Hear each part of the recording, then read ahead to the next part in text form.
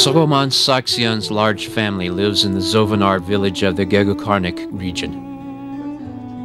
Soghomon's wife, 38-year-old Sona, speaks joyfully about her children whom she gets only 40,000 drams poverty allowance from the state to care for.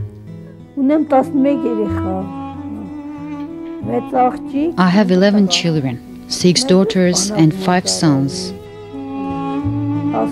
My elder son is in the army. He's 20. His younger brother is 18 years old. His younger is 17 years old. His younger is 12 years old. Another one is 10 years old.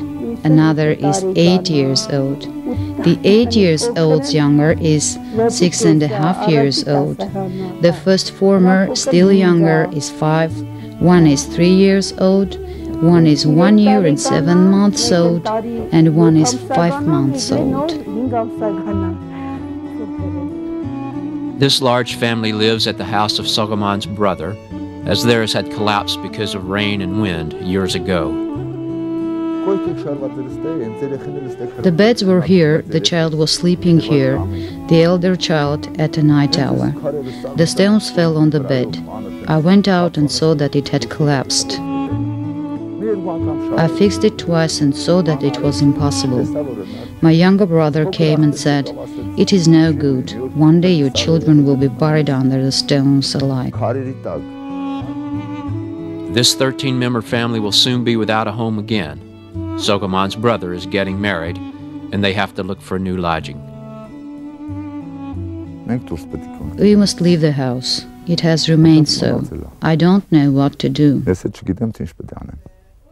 To have a house of their own is the #1 problem for this family, and it seems to overshadow the other needs and concerns.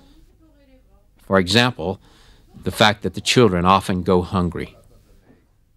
There were days when I could not buy anything. The children remained hungry. I managed with little things. Or that children are slow in their growth because of malnutrition and develop diseases because of lack of vitamins. Alina is 1 year and 7 months old. She has not been growing normally since she was 5 months old. She did not drink milk, she was fed with tea until that time. She did not take breastfeeding either in order to grow at least. And because of that, this child has not grown normally. It is equally important that with the poverty allowance, as Sona says, it is impossible to buy both food and items necessary for the home.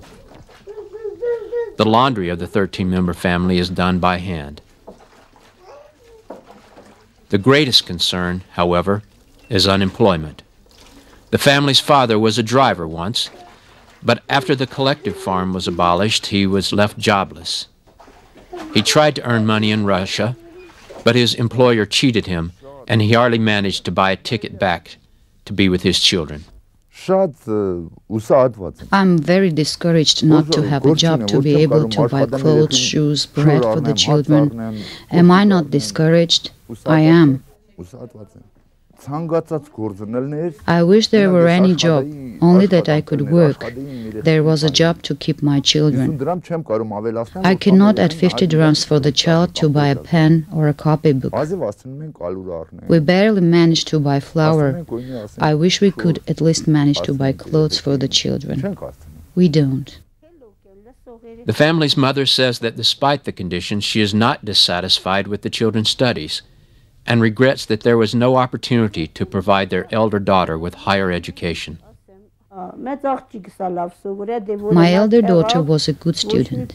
There was nothing we failed to place the child somewhere to study. Soghomon is proud of his children, but this pride ends where the needs of his 11 children begin. If God gave us children, at least something should be improved for them to grow and be of use to them too. They will need these 5 boys someday. They are not only mine. That they took one to the army, is it only for me? It is for the homeland, for Armenia.